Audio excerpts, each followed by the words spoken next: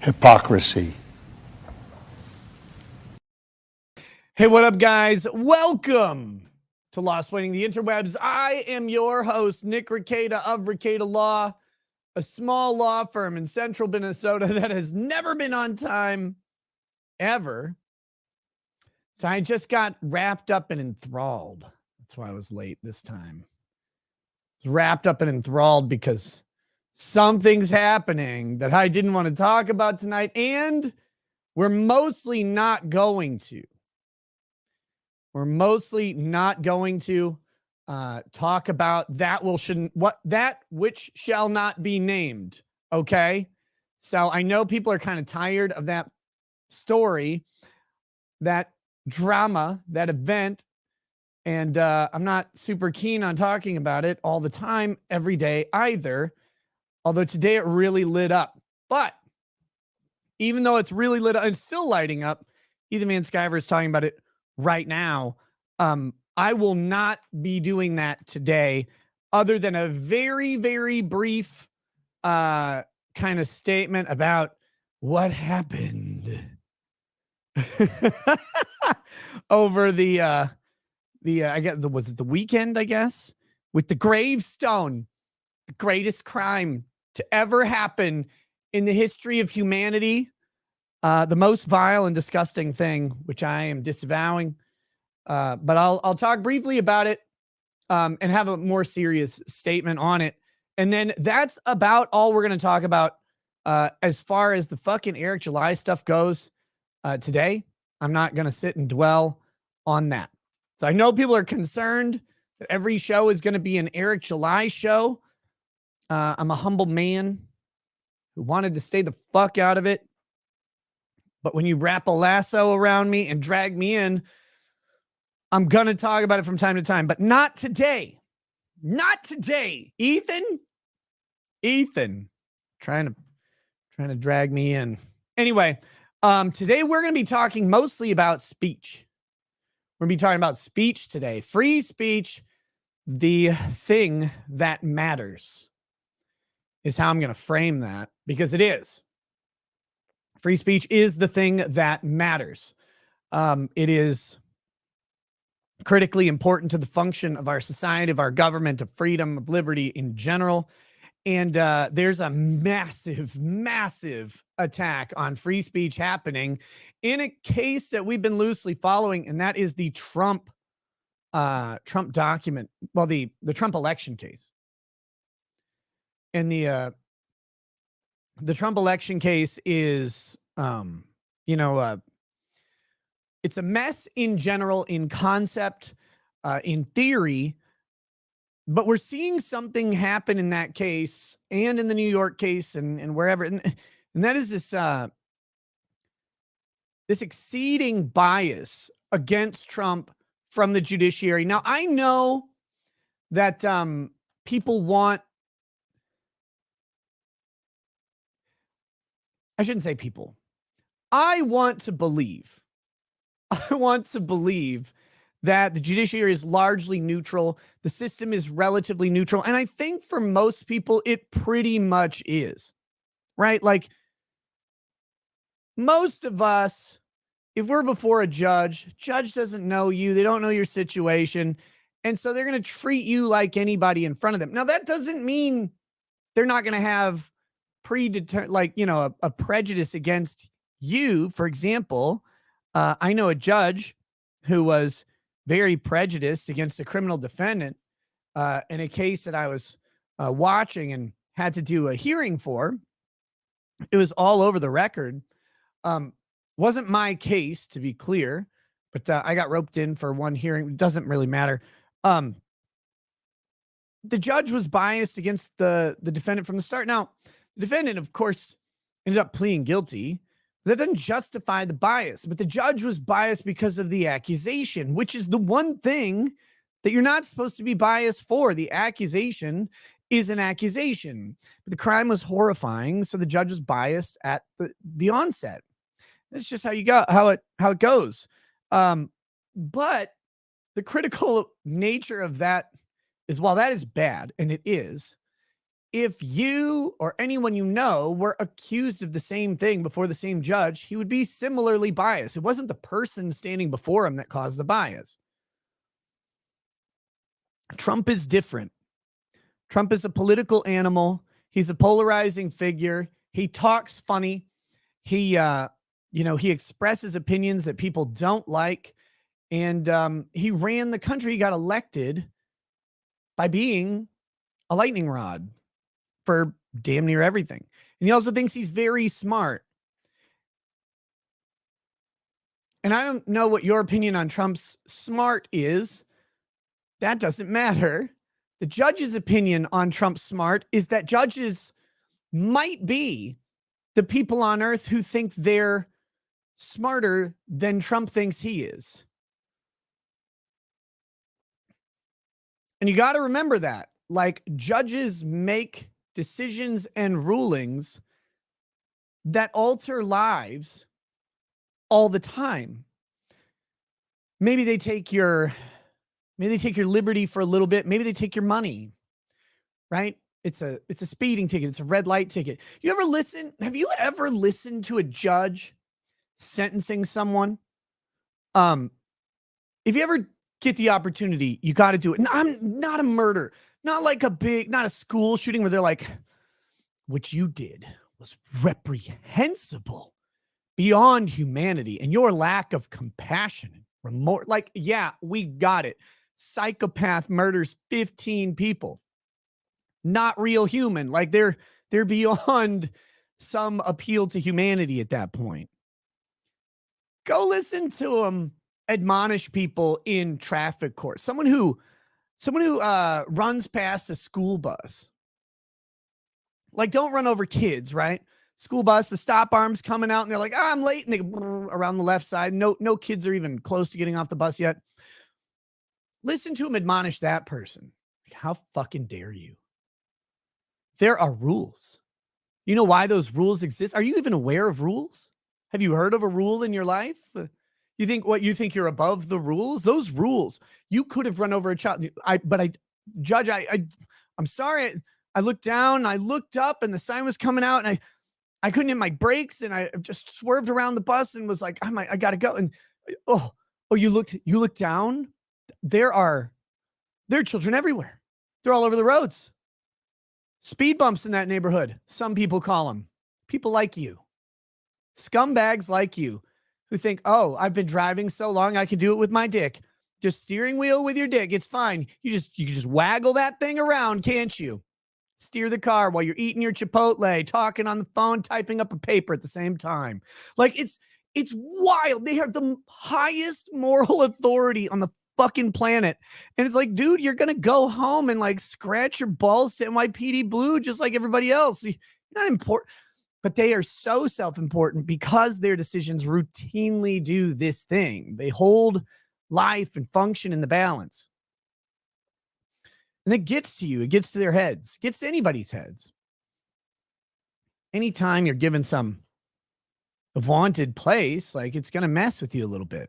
You have to be on guard about it. Not everybody's great at it. And people will fail little bits, and then they'll like, rubber band back and kind of adjust. But man, go watch one sometime. It's great. And you're like, holy shit, what did this guy do? He's like, walked out of Walmart with some diapers, man. It's like, dear God, I thought he was Palestine. Like, it's amazing. It's amazing. So here's the thing with judges. When you run up against Trump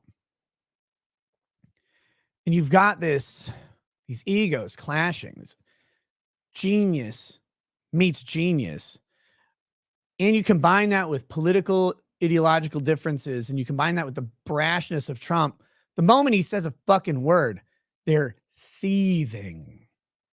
You can see the steam coming out of the robes. How dare he?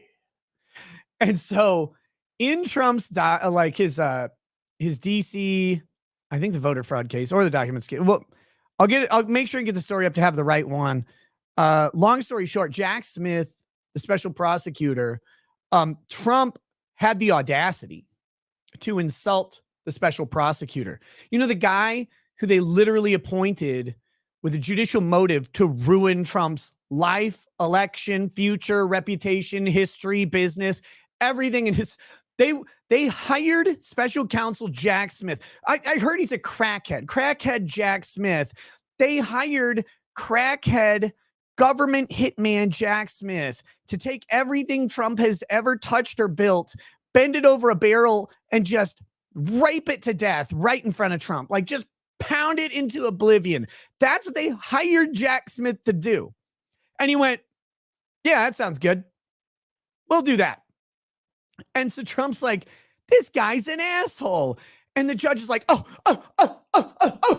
You could hear the from miles away. Just, how dare he go on a social media and criticize a government agent just trying to do his job? It's like, his job is to destroy my life unjustly from Trump's position, right?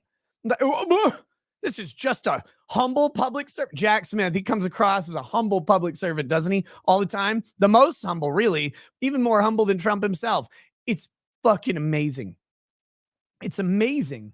And the judge is like, you cannot do this.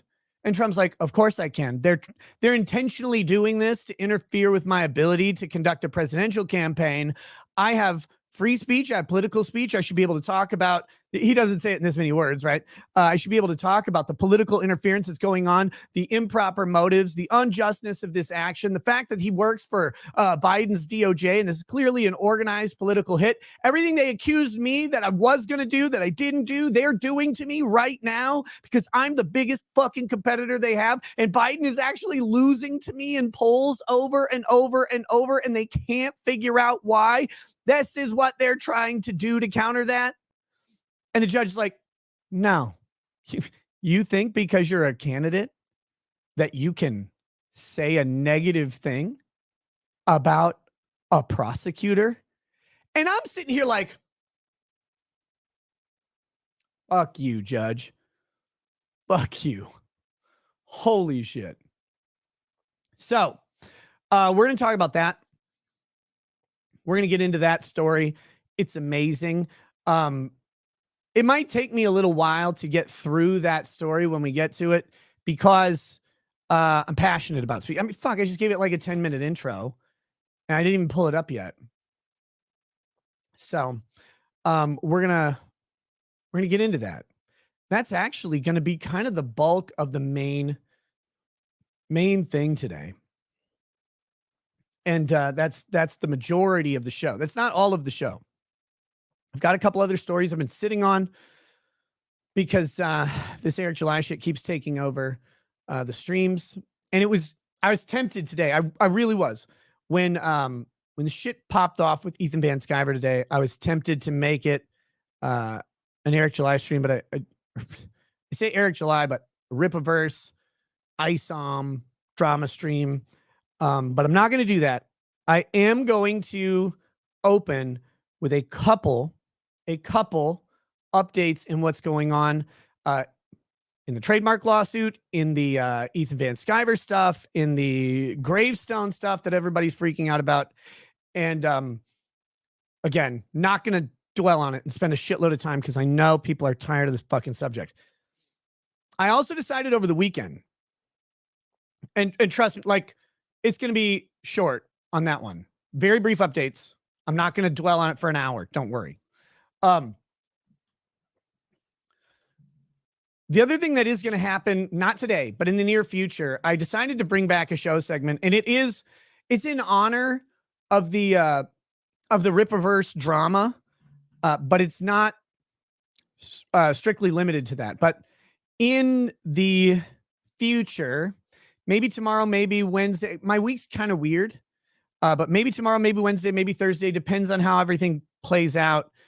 I'm not saying all of those days, but one of those days, I'm going to bring back a segment called the Law School of Twit and And it's where I go to the comment sections in either my own videos, other videos that I've been kind of watching and adjacent to, or my Twitter account or whatever, and just read the bestest of legal opinions. We just have a laugh and make fun of them. And a lot of them are related right now to the trademark thing, as well as the grave thing.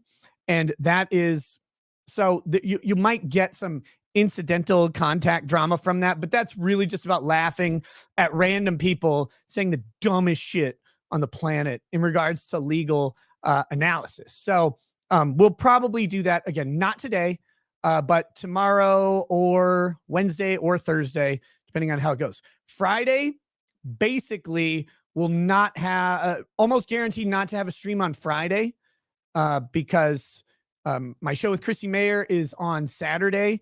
And I think on Friday, I'll be out meeting people who are coming into town the day before the show, but I'm not positive, but I think that's the plan right now. So that's that. We will. Hey, what's up to the Good Logic Raiders? I really need to talk to my brother Joe, and at some point very soon. So that's hopefully we'll get that there soon. There we go. Let's hit these super chats and we will get into the show. People are asking why my neck is red. That is a product of wearing a red shirt next to white skin that accepts color. I'm a chameleon. Am I doing anything online for Halloween? I don't know, because I think my activities that I'll be doing with my family and the kids and stuff is earlier in the day. So I think so, but I'm not sure. So, but I am also, I am a redneck. Look, Camelot's rubbing off on me. Okay. So we'll get started right now.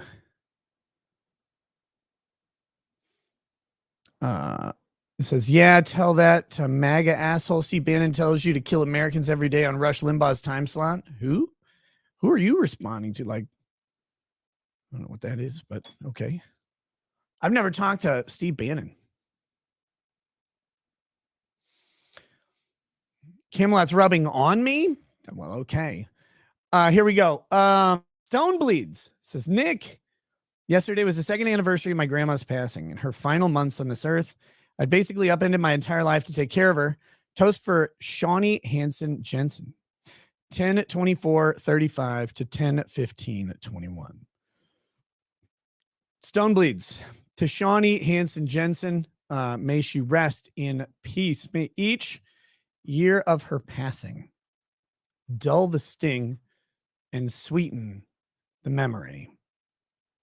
May those memories and influences and legacy pass from you to generation. May they enrich the lives of others, and may her loss be felt fully in love and less in longing. Cheers.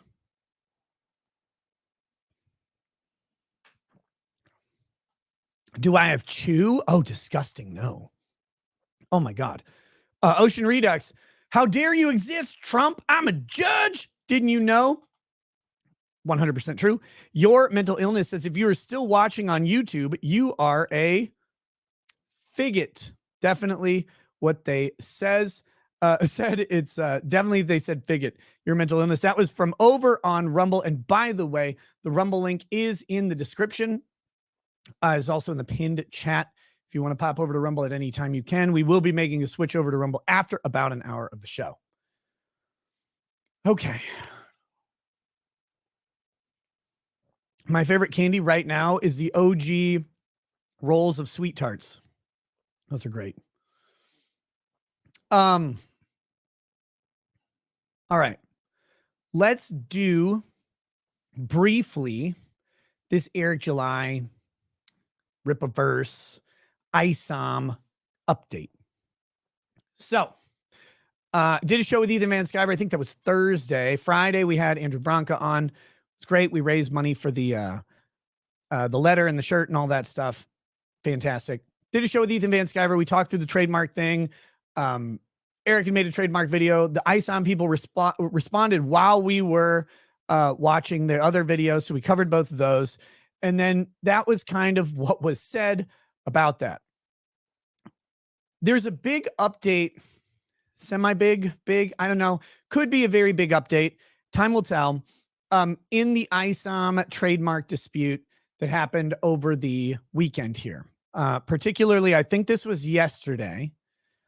Someone uncovered, and I don't remember who it was. It doesn't really matter. Someone uncovered a 15-month-old tweet. That 15-month-old tweet was from, somebody says, a Paige Schill account, a super SJW moron, which that may all be true, and I will accept it. I think the guy probably sucks. Kind of looks like he sucks. He doesn't follow me on Twitter, so he definitely sucks. But apparently is like a paid infiltrator, critic, whatever. I don't know. Very suspicious people out there. And they say that this guy is lame. However, 15 months ago, in July of last year, this guy brought up to Eric the fact that Isom, the character, has a cross on his penis, and the International School of Ministry existed. All right. Eric retweeted that. He had some response. This was about, like, he called the Isom comic woke because it was a black Christian rather than a brown Muslim, hearkening to Miss Marvel or something. I don't know. Comic books, man. Who the fuck cares? But it was basically suggesting that Isom was a woke character because it's a brown or black Christian man, and this brown or black Muslim woman was not acceptable. Why is this one acceptable? Trying to point out a hypocrisy. I don't think it's the greatest story. I think it's the greatest hypocrisy to point out, but people do what they do. But now you have, in July of last year, a specific connection between the penis cross and consumer confusion. Why does that matter? Why does that matter? Well, because the claim has always been that the trademark stuff and the information about the trademark and all this started just recently with Dick or Vito or whoever, but it's been around a lot longer. And not only that, Ripa fans in the responses to this tweet, really to the tweet that Ripa made, were Googling Isom, pointing out it's the top Google result. That isn't good. That is not a great thing for the trademark case, because now you have actual information about the existence of the trademark. And this kind of stuck out to me with one thing that Eric had said in his video about the trademark. He said, we had no prior available efforts to have a good faith conversation with Good Shepherd or the ISOM, the International School of Ministry. But that's clearly untrue. It's clearly untrue. Because what he was saying is that prior to them suing us, they didn't reach out to us. But it's not their job to reach out to you. It is actually your affirmative duty to reach out to the trademark owner. That's why you have to check for the trademark. You bear the burden of finding out, because they don't know that you're going to make a thing that uses their name. They have no idea. You know that you're going to make a thing, so it's your burden to go find out if you can. And he's effectively alleging that they didn't. That's bad. It's very, very bad for the case. It pushes the timeline on the likelihood of confusion back. It pushes the timeline on the knowledge of the ISOM brand back. And it also harkens back to a time when their brand was the #1 Google result and ISOM from Ripple wasn't on there. Like, it wasn't up the chain yet. Now it is.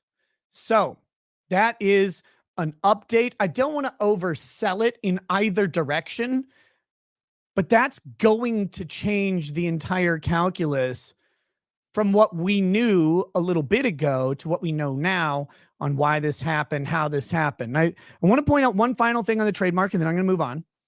People keep coming up to this idea. They go, yeah, but trolls made it happen. Trolls did this. Trolls brought attention to the church. Doesn't, repeat after me. Doesn't fucking matter. It doesn't matter. Does not fucking matter. who brought the trademark infringement attention up. It doesn't matter if bad faith actors are raising the likelihood of customer confusion, as long as they're not lying, as long as they're not frauding someone. Defrauding someone requires an intentional lie for the purpose of extracting value or causing harm. As long as there's no actual measurable defrauding, it doesn't really matter where it comes from. And even in a case of fraud, the ultimate issue is, do you own the trademark? If you do own the trademark, you have the right to build it up or destroy it. Someone else doesn't. So if I own a trademark and then someone else uses my trademark and they do something that then it gets negatively associated and tears down the value of my thing, they've destroyed value, even if other people are doing it. And the problem that ISOM, the ministry, is facing right now is this idea that if you Google ISOM, there's a possibility you're going to come up with ISOM charity fraud as a result. You're going to come up with ISOM and racist language. You're going to come up with ISOM comic books, fighting Marvel, all these things that the Christian ministry probably doesn't want to have associated with its brand. And it's their brand. They own it. So if you're infringing and you're fucking up their thing, that's bad for you. Now, of course, this goes away if a judge says no customer confusion, no infringement, done, you're fine, go register your trademark. Might do that. 100%. If that happens, none of it matters. Okay? I want to be very clear. Right now, that's where I still am. But this thing is changing by the day, and that's very scary for Eric and his lawyers, because the timeline on this trademark suit isn't fast. It's long. It's a long window. And if it's moving this fast now, and let's say it takes 90 days to even get started, but this is federal court. I mean, this shit could take a year, 2 years. What are the ISOM results in Google going to be in a year? Another thing people keep saying, well, the ISOM ministry doesn't have a comic book. Well, now if they want to make a comic book, they're competing against the ISOM comic book that's very successful by Eric. And it was their right to make one in the first place because that's the trademark they own, number 16. Very, very troubling for the case. So that's the update there. Again, we don't know how any of that's going to go, but that's where it is. Next thing that happened. Dick Masterson and Vito on the Biggest Problem in the Universe show talked about the grave of Isom Knox, who Eric allegedly named Isom the character after. Now, this is his great, I think, ×5 grandfather, who's born in like 1850, died in 1927, 29, something like that, and who he allegedly named the character Isom after. Importantly, not relevant to the trademark, but it's a nice, cool story. He mentioned some things about him, like what state he was in and all of that stuff. And someone managed to find the gravestone. There are services that allow you to look up memorials. I believe he was a soldier in the Civil War or something like that. And so maybe that's why it's tracked. I'm not sure. But they were able to find the gravestone. They went to visit the gravestone. They took a picture, and they had themselves with a Casey Jones mask and 2 stuffed animals at the gravestone. Let me do this. That's gay.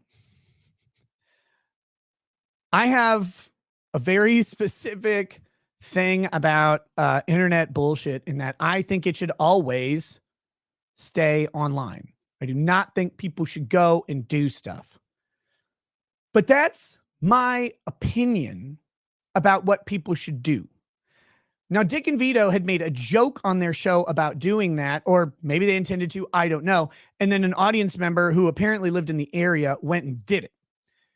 You can call it encouraging. You can not. It doesn't matter to me. I don't care what you call it or who you want to blame. Blame Dick, blame Vito. Fine. They did it. Definitely Dick and Vito did it. Perfectly acceptable to say. My statement on that shit is always keep it online. Don't go physically do anything. All right. Very, very consistent on that forever through all the Vic stuff. I said, if you like, people are like, oh, should I go to Monica and Jamie's table at convention? No, no, you should not. if you like them and you want to go give them money and say thank you for voicing Bulma or whatever, be polite, be respectful, do that, honor their work, and then walk away. Do not go bother these people in public ever. So someone did this, and everybody explodes. And I gotta say, well, I agree it's super gay. I do. I really do. And I don't think anybody should do shit like this. Everybody is now saying that it's grave desecration. It's not. Vandalism. Nope. And that it's the most like morally reprehensible disrespect thing you can do. I disagree. Highly disagree with that. Again, don't do it. It's fucking stupid. And especially in the environment that it's in, it's like it's obviously an insult. But to act like this is the greatest moral crime you could commit, they didn't damage anything. Took a picture next to a gravestone. The overreactions going on are driving this. Like, that is driving this. And that's what people, and when people hear me say that, they always go, oh, so you're justifying it? It's their fault? Well, no, it's not their fault. But like, if you do something and you're like, oh my God, I cannot believe, then they're going to do it again. Of course, they don't like you. They don't like you. So here's the funny part, though. In the responses to this happening is,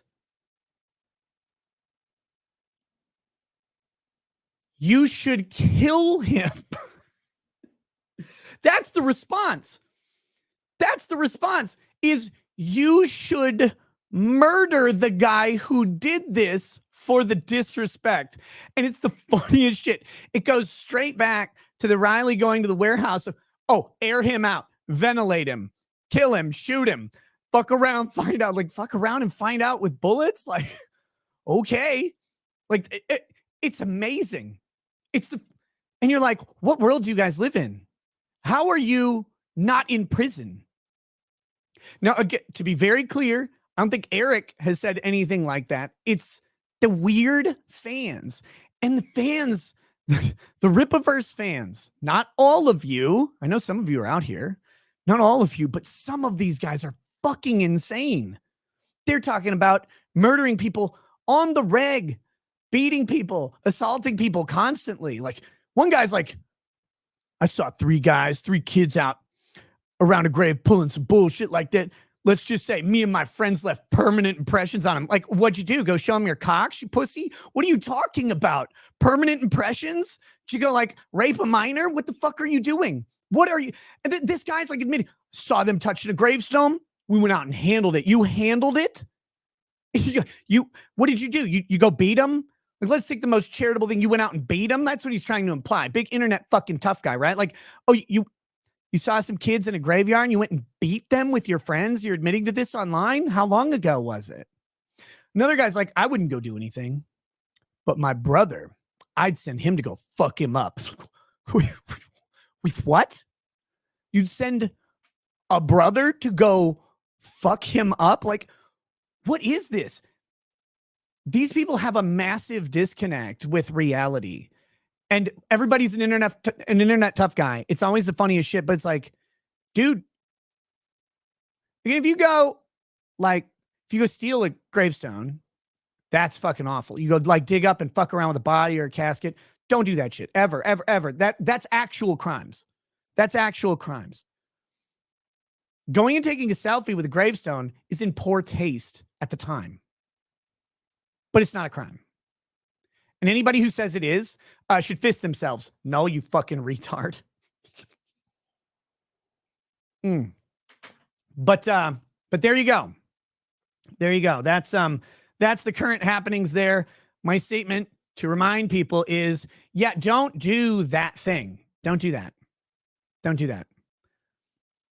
But if you have a catastrophically emotional reaction and you talk about murdering people because of it, guess what? Pretty soon you're going to have like a Jim Morrison drum circle around that fucking grave.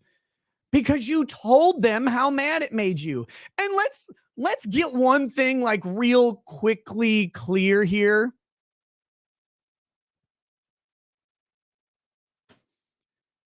This dude died 100 years ago. I don't think Eric met him, but they're acting like, I can't believe he'd go defile the grave of a relative. Like, I mean, it's not like your dad. Like, there are degrees of where it's worse, I think. Like, I do think we get to separate a little bit. How many show of hands know their 5X great grandfather's name?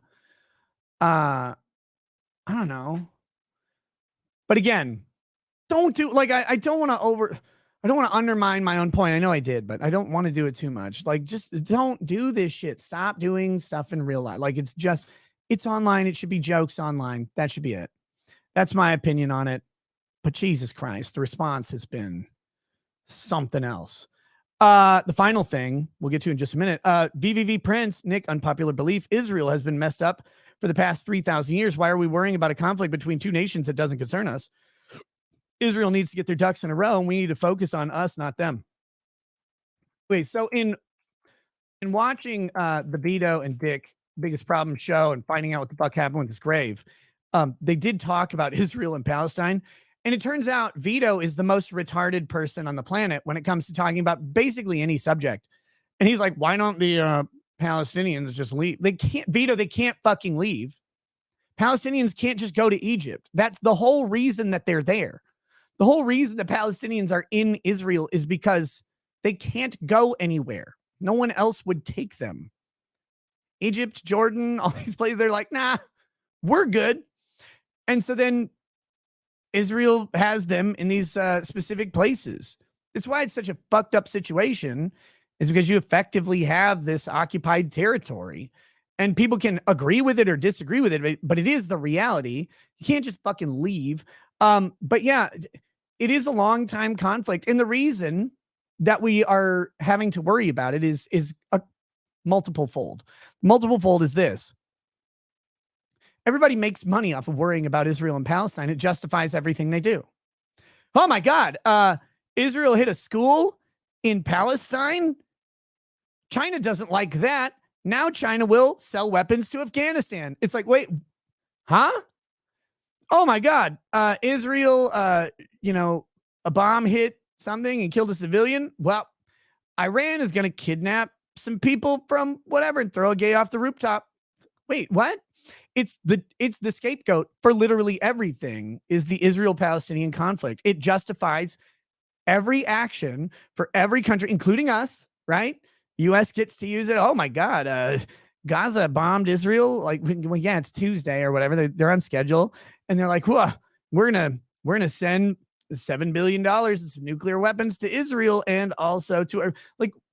It's just justification. Do you see that fucking dumbass Yellen's like, the U.S. can absolutely afford a war? Wait, what? First of all, why are we asking if we can afford a fucking war? It's not ours. It's not our war. I know Ben Shapiro's like, you got to get in there. You got to get in there. We have to get it. Even though just a little bit ago, he's like, don't go in there. Don't go into. I know we have to go because the Daily Wire says so or whatever, but we don't have to go to fucking war over Israel and Palestine. We don't. Like, there's nothing compelling us to. I know a bunch of people are going to like come Bible quote at me and talk about how it's you can have reasons that you want to, but we don't have to do that. Like, if Israel is gone tomorrow, it would be a very, very sad thing. Like, I wouldn't like that. But the U.S. is not tied to Israel's existence in a physical sense. You could say in some spiritual sense or whatever. Same thing with Palestine. If Israel just closes it and bulldozes the whole thing, and they're like Jewish homes or whatever, like, we're not in that. Now, that could spark a whole bunch of shit, right? Like, things hang in the balance. Like I said, everybody justifies their actions based off of Israel and Palestine all over the place. So it's not like a simple answer, but we don't have to be at war. But Yellen's like, we can afford this immediately. They've been waiting to ask to afford a war since the last one, Iraq and Afghanistan. They've been waiting. They're like, Trump didn't give it to them. That's the big fucking problem that they had with him. By the way, one of the biggest problems they had with Donald Trump, one of the things that a lot of us really liked about him was this motherfucker didn't justify us spending a bunch of money on war. We wanted to. They've been chomping at the bit to do this. So that's my 2 bits on it. Again, Israel-Palestine thing, I focus on the human aspect of it because it's been going on a very long time, back and forth through centuries, honestly, millennia, some would say. And it depends where you want to set the fucking marker as to where you're going to choose who gets to be where. And I don't want to do that. I just go, fuck, I really wish people would stop shooting each other and killing each other and bombing shit and blowing shit up and making people live in fear. I hate that. So I don't want that. And I don't want to be dragged into it either. So, but since I said that, I will be somehow. Like, I'm going to get conscripted by fucking Israel or something. Like, we know you wanted to stay out of this. You said it a million times. You didn't pick sides, but now we need you. And I'm like, I'm not even Jewish. And they're like, can't fool me, my friend. Here's a bank and a tank. The Squid says, congratulations, Eric. You and your fans have brought a resurgence of the tactics 4chan trolls did 15 years ago. It's funny and I love it. Maybe next time don't feed the high energy trolls that have nothing better to do. And that is a popular opinion. And that brings me to the last bit. That brings me to the very last bit about ISOM. And then we'll be done talking about it. And that is today, the newest thing that happened is Ethan Van Sciver, through his all caps comics employee Twitter account, he had them post a text he received from Eric back 2 months ago. And the text, as Ethan describes it, is something called a night letter. And if you don't know what a night letter is, effectively in a business, maybe a creative field or a field that requires collaboration or approval, a night letter is a tacit threat. It is not an explicitly worded threat. It's an implied threat that someone needs to do something or else their thing will not happen anymore. Something is being held back or something will be held back or whatever if you don't do the thing. Now, people are allowed to read that and make their own judgments. Ethan posted or had this posted and he discussed it. And then right before my live stream, this is what kind of had me wrapped up. He was talking about it very openly on his show. He also mentioned a phone call, the phone call that is in the back and forth text between him and Eric. And he stated what happened on that phone call. You have to listen to Ethan for that. And you have to decide if you believe Ethan or not. He said basically that he sat on this for like 2 months because he was kind of afraid to bring it out because he shares a consumer base with Eric and he didn't want to do what this does. In a way, it's very similar to what I said about why I don't want to be fucking involved in this, because one, it doesn't involve me at all. It's never involved me. And I didn't want it to involve me because a bunch of people in Eric's like area or Geeks and Gamers or Friday Night Tights or whatever watch my show. This has no profit for me. None of this is useful or good for me. All it does is it takes people and pisses them off and they go running around crying about how I didn't do the thing they wanted me to do. It's like, but I didn't want to do any of it at all. But that's the issue. That's why I wanted to stay out of it. Ethan, a little different. He sells comic books and that's a big part of his thing. So he didn't want that. He didn't want that smoke in the same way. But it's not okay to be neutral. That was the problem.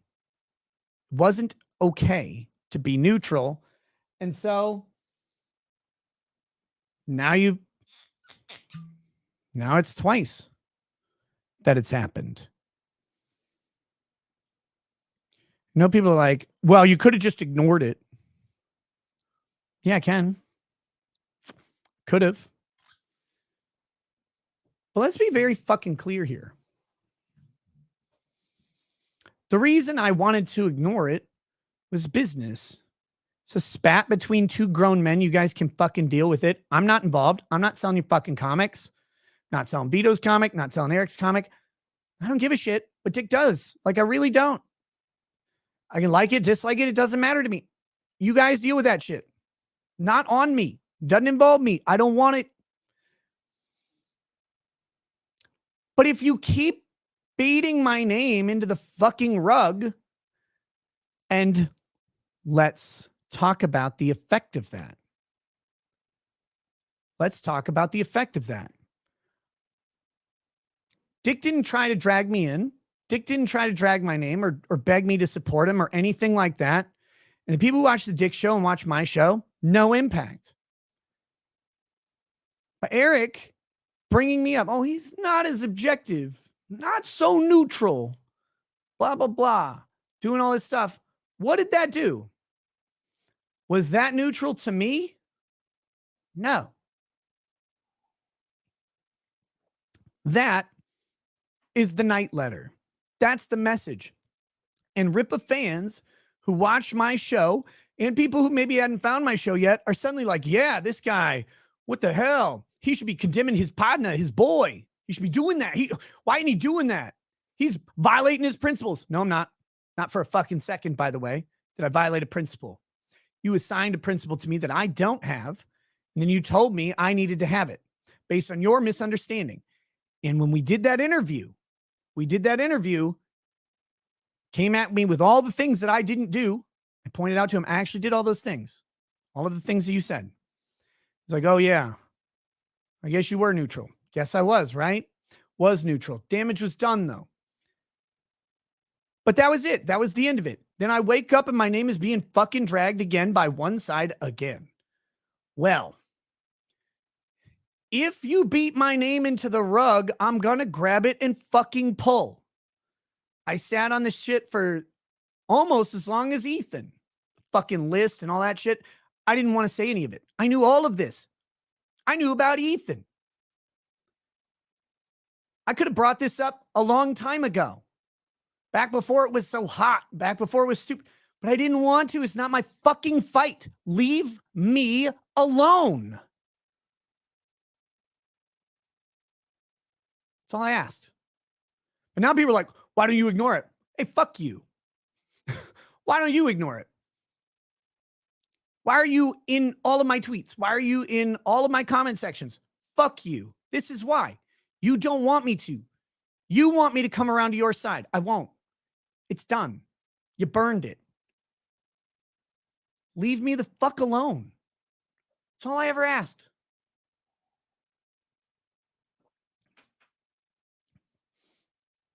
But when you start coming to my room and pulling people out of it and making me choose and making me pick this side that I don't fucking care about, okay, if you're going to burn me down anyway, then I'll do it because I'm better at it. But I might keep you in the house with me because I'm an asshole. I've said it from the start.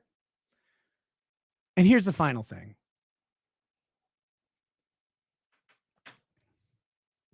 Eric has been great this whole time, building his thing, building his channel. He's been very good at going toe-to-toe with his haters. Going toe-to-toe with his haters, straight to him, straight to the source. That's why he's so I love watching those streams, by the way. He rips people apart, brings all the facts straight to him, hammers them into the ground. I don't know his mind. Kind of felt like that's what was going to happen on my show, but he ran into one problem. I wasn't a hater. Didn't hate him. Still don't. Never hated. Never did anything underhanded to him at all. All I didn't do was support him hard enough, apparently. That was it. There's no backroom help. There was no weird shit going on. It's just like, leave me out, leave me out, leave me out, leave me out, leave me out, leave me out. Please leave me out. So when he came on my channel, there wasn't anything for him to rail against because there wasn't any hate. And that's why, even though he's normally so good at confronting those people, he didn't do so well. Because I wasn't one of them.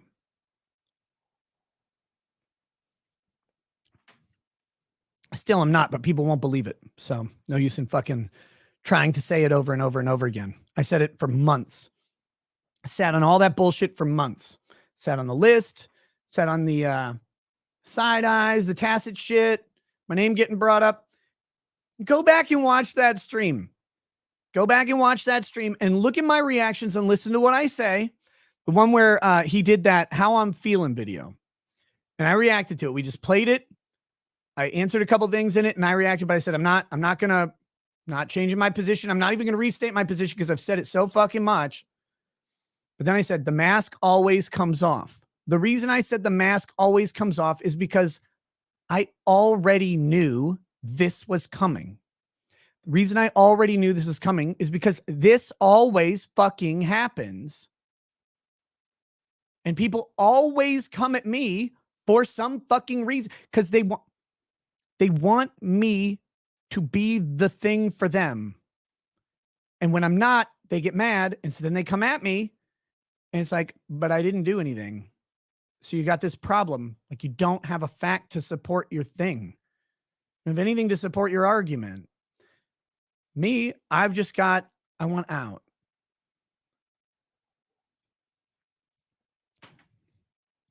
But the mask always slips.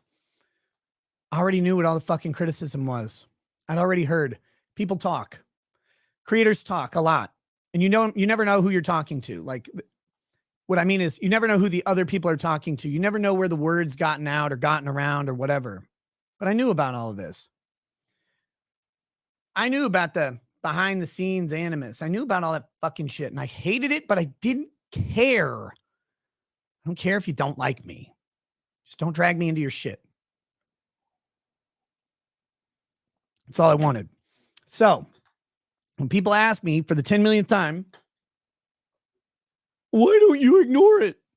Because I'm an asshole and a troll, and I will not ignore things forever. If you try to bring me into the burning building, I'm bringing fucking gasoline with me. Just leave me alone. Let me tell jokes and drink whiskey and talk about politics and Trump and law or whatever for the 5,000th time. It'll be great. I'll have a good time. And I'll love you and I'll sell your book and I'll promote your product and everything will be great. Just don't fucking ask me to do it.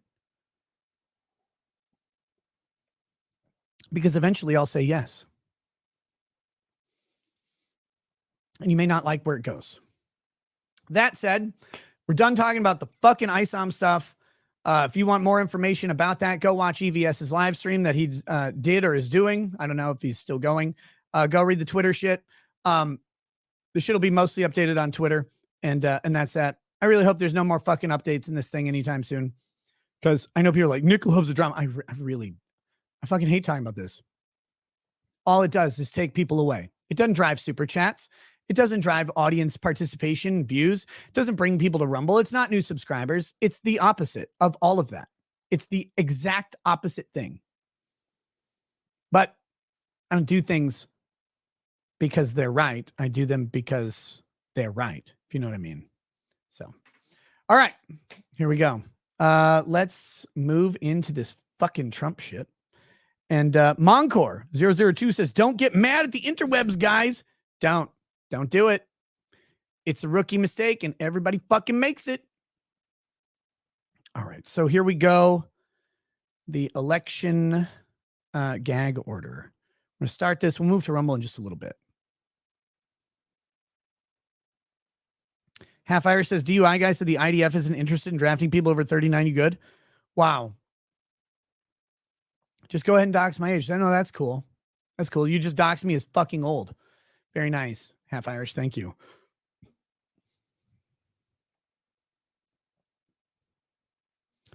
Chuck Keyworth says, now who's doing a night letter? I'm not doing a night letter. I'm doing a day letter. It's a direct threat to literally everybody. Leave me out of your fucking drama. I don't want to be in it. Don't bring me in. It will go the opposite for you. Trump does not have the right to say and do exactly what he pleases, Judge Chutkan says, issuing a gag order. Picture Trump, a federal judge on Monday, issued a gag order on former President Donald Trump, limiting what he can say about special counsel Jack Smith's federal prosecution into his alleged attempt to subvert the 2020 presidential election. So here you go. Can you let's take a moment here. Can you imagine this? Like the concept of this in the abstract. This is the United States. This is the United States. We have a First Amendment right. What was that First Amendment right for? Does anybody know? Any hands in the class? Like I'm talking to my high school students. Anybody know what the First Amendment was for? Was it for art? Was it for memes? Was it for commercial speech? Was it for advertisements or love letters? Anybody? No, criticizing your fucking government. Criticizing your government, saying that the system is not right, is unjust. The right to petition and redress your government is the critical, most crucially protected speech considered by the First Amendment's right to the freedom of speech. It's also docked dick to dick with the freedom of the press for the exact same purpose. Its job is to say that you can say, fuck you, Jack Smith. Fuck you, Judge Kuglakalaka, or whatever your fucking name is. Fuck you, Joe Biden. Fuck Hunter Biden. Fuck election officials. Fuck everybody. That is what it is there for. It is not there to protect your right to say, throw a chicken at her. Throw a chicken at me. Throw a chicken. Like, that is not it. Or everybody got to eat. Everybody got to eat. They're not eating Snickers in liquor store, you fat bitch. It's not that. It's not even your right. And I love this right. I cherish this right so much. It's not even your right to walk up to a fucking Goodyear and say, put down the fork, bitch. Sports Illustrated doesn't have a wide enough fisheye lens for your fat ass. And that should be as important a government speech, but it's not. They don't give you that. Like, that is not what was considered. It's kind of what we have, but this is the actual opposite. It is the most contrary thing to the First Amendment ever. It's amazing because the person undermining it's a fucking judge to a former president running for president against a special counsel who is appointed by the current administration, who's his opponent. It is like,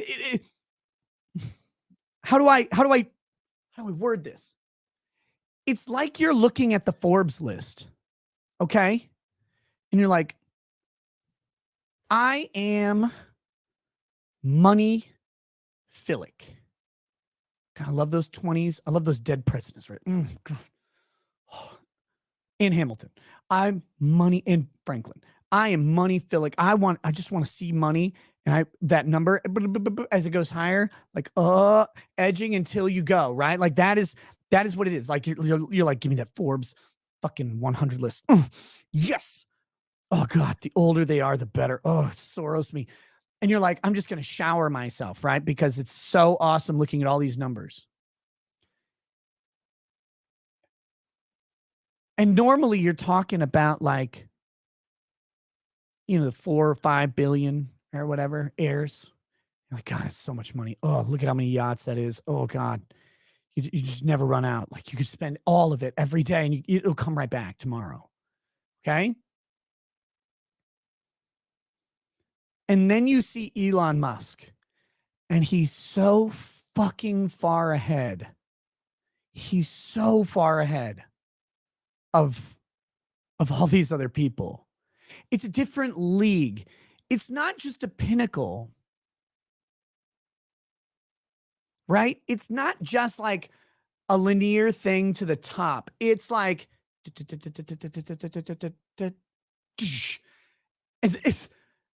it's a sheer fucking cliff from him to like the next guy. Or maybe it's like not so far down to Bezos or whatever. And then it's a sheer fucking cliff down. And it's not even comparable. It's so much more. This is that. It's a weird analogy, but you'll have to live with it. It's sticky. This is that. for political speech. Can you imagine a higher order of political speech than a former president criticizing a former president running for re-election, criticizing the existing president, utilizing the DOJ to disrupt that election through a special counsel appointed solely for the purpose, with timing explicitly chosen to interfere with running that election? There is no higher level of political speech that I can fathom. And I have a weird imagination, like you just saw it. What thing? This is not like gays with signs running around. This is not a guy in the 60s wearing a fuck the draft leather jacket to court. This is the highest order of public interest, the highest order. Trump is not Trump here. Trump is not just Trump in this situation. Trump is Trump, former president, representing at minimum 80 million votes against an alleged tyranny that stole the value of every fucking person.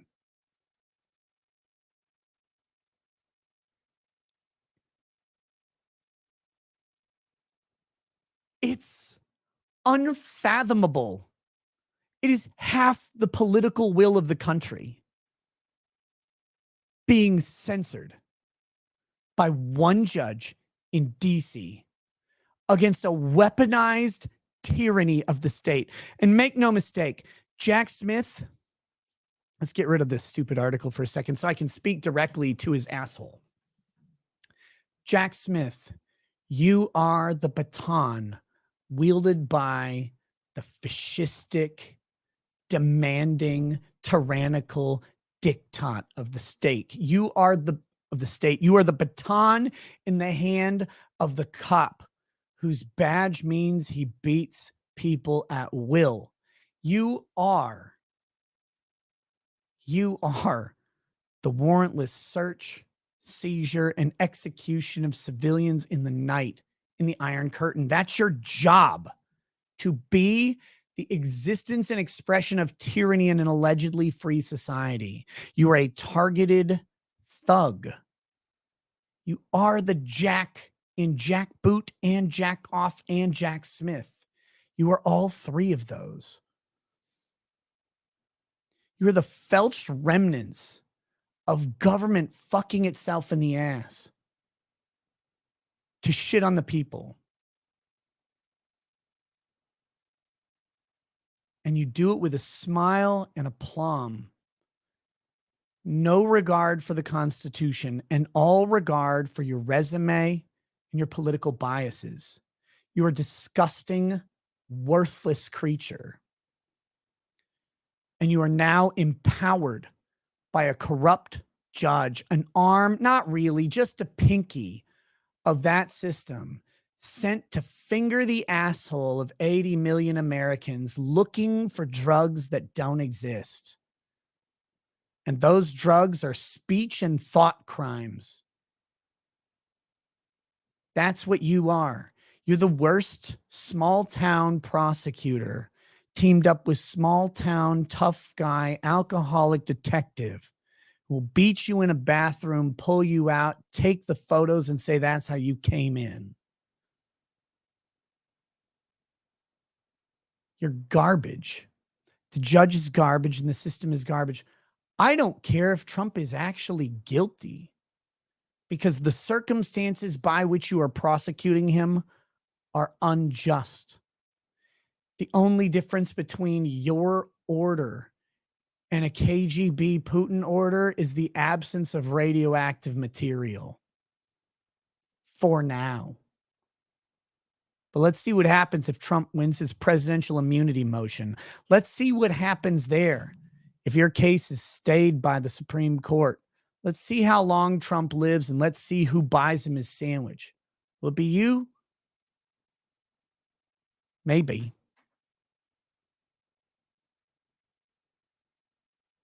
The unfathomable overreach of this judge and prosecutor, DOJ, and frankly, administration in the African-esque blood feud against their political opponent is such a naked gambit to seize power and control it. The irony is that that's what they're allegedly prosecuting with no functional, executable means of it occurring. And what I mean by that is not that Biden can't pull it off, it's that Trump couldn't. Trump did not have the mechanism in place to steal an election, no matter how many fucking MAGA Q guys stormed the Capitol. They didn't have a method. They're not Robespierre. There's no weapons, there's no gallows, and there's no guillotine, and there's no children to execute, even though we know the Biden administration would love to. There was nothing in place, no supply line, no tactical plan, no method of assault, no means of defense, no reinforcements, nothing in place to hold a government after a walk-in from a fucking open door and invitation. There was only surprise and alarm that they happened to be in the building without being pepper sprayed and beaten or shot until one was. None of it resembled a violent revolution. Even the violence didn't come close. Trump had no way for the mob on January 6th to effectively overthrow or even actually delay the inauguration of Joe Biden.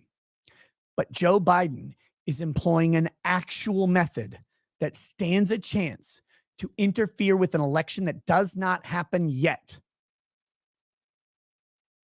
And all it takes is a corrupt DOJ, a motivated judge, a shitty jury pool, and maybe a Supreme Court that's too busy filling their depends over ethics concerns that all just happen to pop up to speak up on the issue. You want corruption? You want the ability to taint an election, to overthrow a transfer of government, or prevent one entirely from ever happening? What is up with the scheduling of these fucking hearings, right? March, right?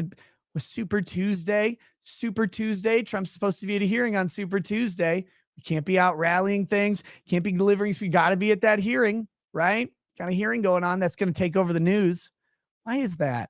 Why is everything timed and tailored to interfere with the primary and then further the general election? The only half step Trump has ahead of them is that he's not playing the fucking game and going to these dumb Republican debates where a bunch of retards stand on stage and try and jerk off harder and pretend they care about what's going on rather than their own political ambitions. It's the fact that Trump has stepped back and said, no, you know what? I'm going to go on Tucker. He's better. Frankly, better. Plus, who am I going to debate? What are they going to debate? I'm ahead 80, 89, maybe 90. Who knows? % of the vote. They don't have a chance. Vivek, he's cute, but he's probably running a gas station by now into the ground, I assume. Like what? That's it. That's the one saving grace of all of this is that Trump isn't on the predefined party schedule because the RNC and the DNC is the most incestuous circle fucking Pisces machine you've ever seen. Or is it Gemini? Which one is it where they're like constantly 69ing? I'm not a woman. I don't know astrology that well. That's it. They're in a perpetual 69, but they're ass to mouth instead. It's very awkward. They have to backbend and crane their necks, but they're ass to mouth each, just sitting there huffing their own farts, blowing them into each other's mouths constantly. And that schedule's intentional, and that schedule is predictable, and it allows courts and prosecutors and judges and all of their corruption to sit there and fucking thumb down a candidate. You don't get to play. But social media, X being bought by Twitter, and Tucker being released by Fox were all unexpected boons. Because Trump didn't play.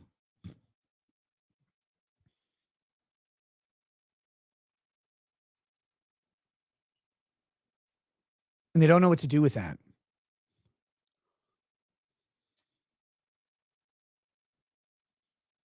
And it's great. This is the most uninformed you've seen me be from Liberal Dan. Wonder why you think that.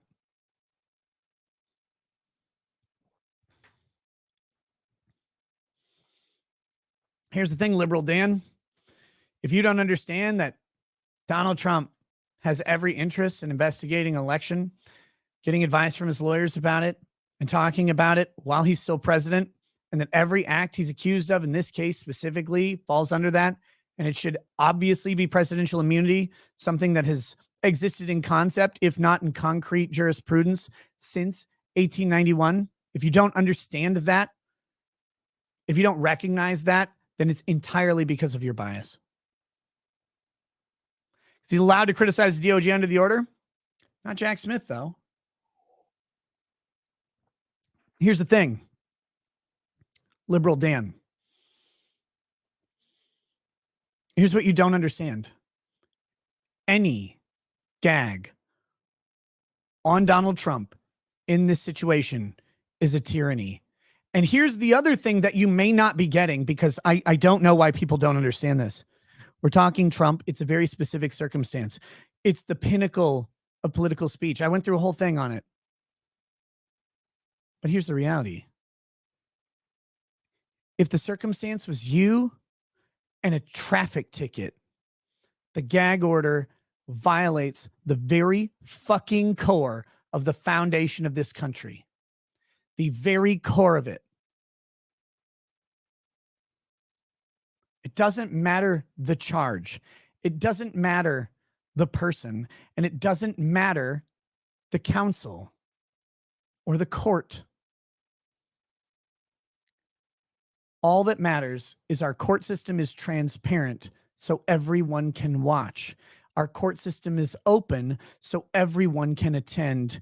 And our speech is free so we are able to present our defense inside and outside of court so that justice can be brought when injustice prevails in a corrupt system. And if you don't think the founders who came from England understand the corrupt nature of a star chamber run by a king and a king's court, then you don't understand the history of this country and you don't understand why our system exists in the way it does. And I have nothing else to say on the subject for you, because if you don't know that, then you will never understand what freedom means or why it matters. And for you, I apologize for the failure of whatever public or private or homeschool system you came out of and whatever college buried those ideas into your malleable skull.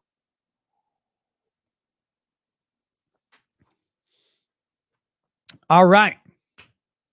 With that, let's do this one thing, and then we'll move over to Rumble.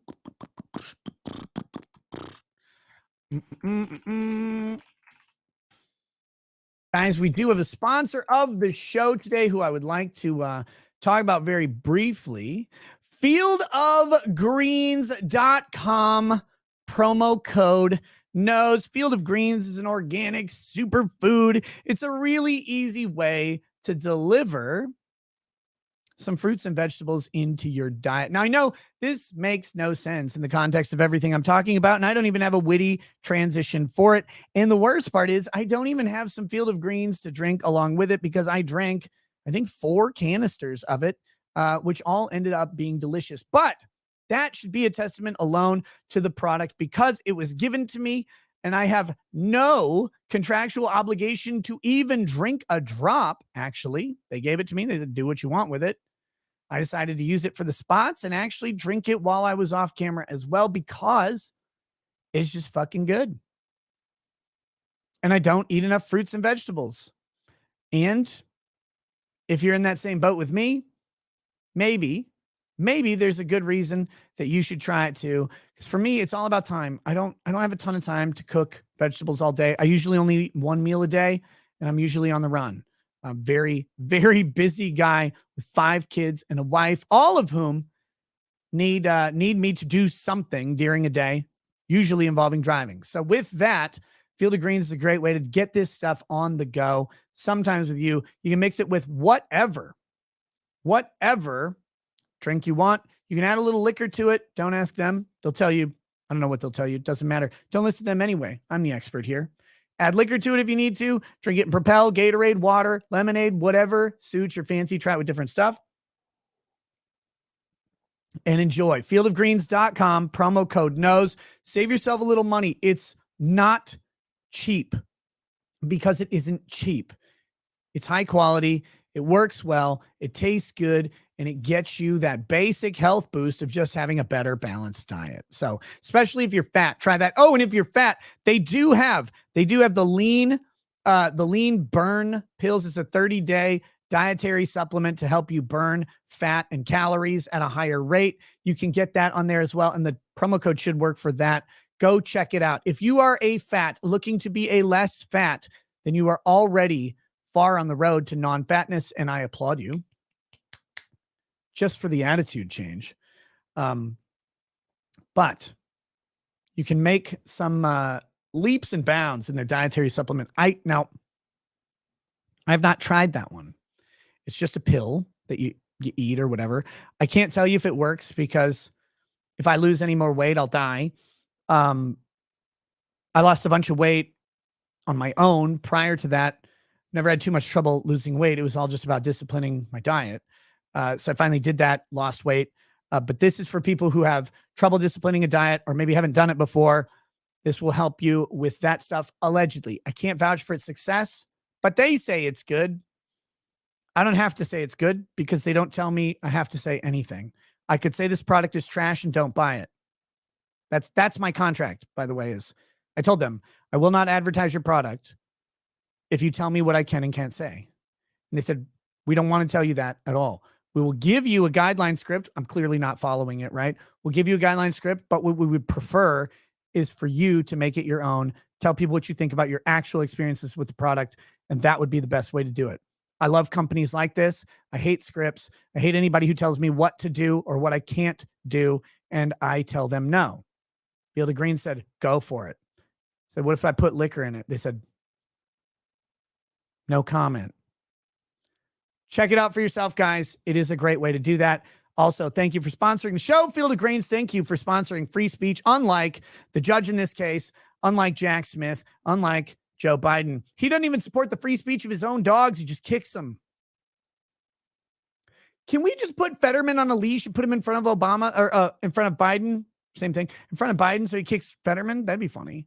All right, here we go. We're going to read the YouTube Super Chats. We'll wrap up the show, and we will move over to Rumble and continue there. We've got John Jelaine says, you just earned $20. Hey, thanks, John. Fagan's Law says, good summation counselor. Please keep doing the good work. I don't know if I do good work, but I do work that's adequate at least. Jesus Davila says, Nick, what's a good rum for $100 and under? Dude, I do not know. I'm not the biggest rum fan. I drink rum where it's around and more prevalent than whiskey. I've had some aged rums, but not great. Adrian Robledo says, Mexican editor here again, checking in. Why are you late and redacted again? Adrian, you keep sending me money. What incentive do I have to look at your resume? If I just never look at it, I make money. If you look at it, you might. That's terrible. That's me losing money. Bad Dragonite says, frankly, every time I've beaten someone up IRL over an internet argument, I was doing it upon specific requests from Nick Rekieta. That's true. John Riff says, coded message, heard loud and clear, Nick, grave rave incoming. That's such a good fucking concept.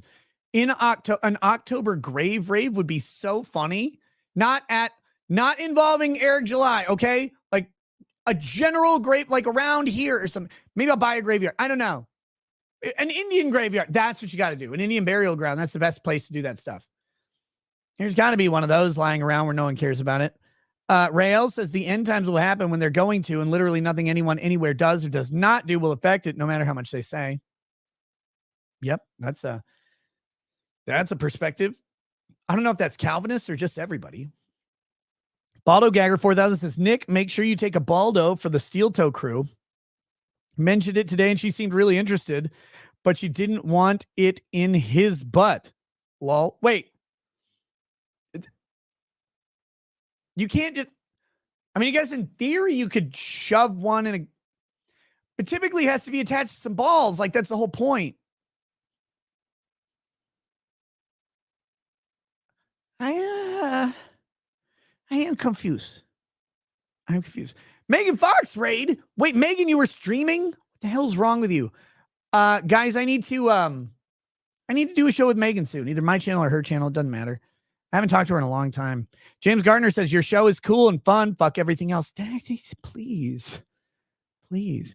Rael says, shame the first 3+ line non-super chat you see. Oh, I see. Barton Bella. This is the first one that I see, because the first one I'm looking for says, see, Goody, what has he done that isn't like other politicians? His immigration policy was just like Bill Clinton's. His MAGA movement is literally ripped from Reagan. Seriously, how is he different? Barton, I shame you. I see you on Twitter, Barton. You think I don't have a list? Oh, I have a haters list, Barton Bella. Just kidding. How you doing, Barton? But I am going to shame you for that one, because here's what Trump did that is the most important thing that no other president did in my lifetime. We had no new foreign wars.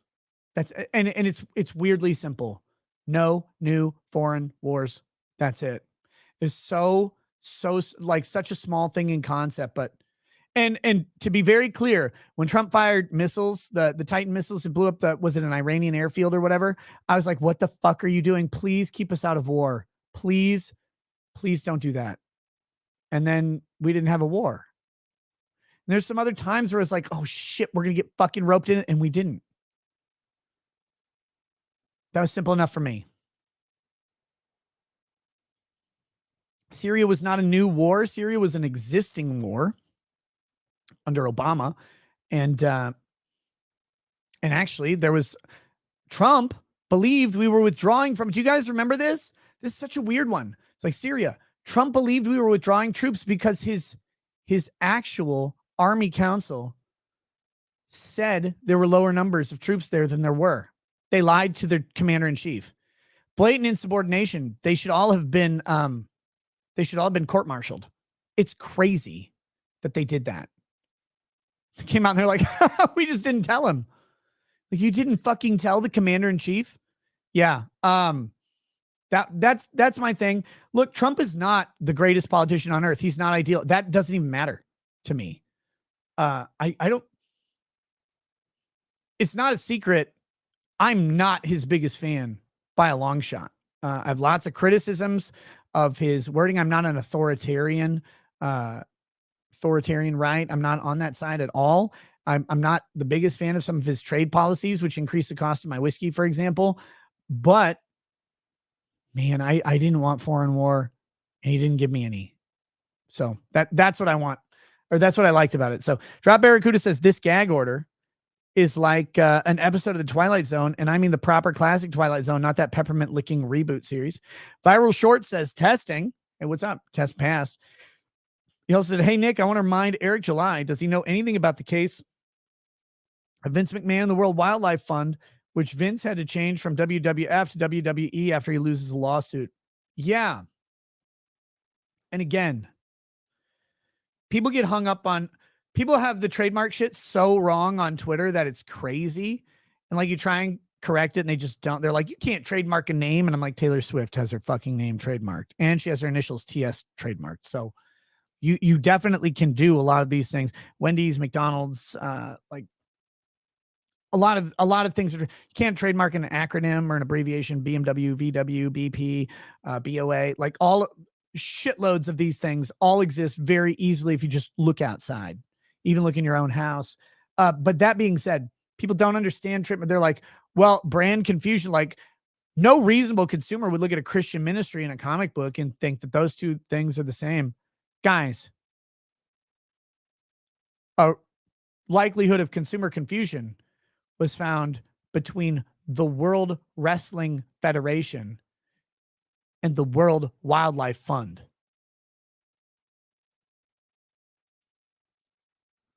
Who the fuck confused those two organizations. But it wasn't about what they did. It was about the association between the identical acronym uses. Those acronym uses, people said WWF, they are like, which one? Oh shit. What? If you say ISOM and anybody says which one, now you go, oh shit. One of them has the trademark. The other one is BTFO. Ryan Cannell Sucks Caulk says, let's pray the Big Macs do their job before January 15th. Jesus DeVilla says, Nick, what's a good rum? Oh, wait, I answered that one. All right, guys, we're going to pop over to Rumble. Again, if you are on YouTube, thank you. I love you. But after about an hour and 26 minutes in this case, we pop over to Rumble, finish the show over there. There will be much more about Trump and speech over there. There will be much more about some other subjects that I have not covered, like civil asset forfeiture and shit like that. Come hang out, and we will hit those locals chats over there too. We've got a 25-second transition, and then I will have to use the bathroom because, I got to pee. See you in a second, guys. Peace.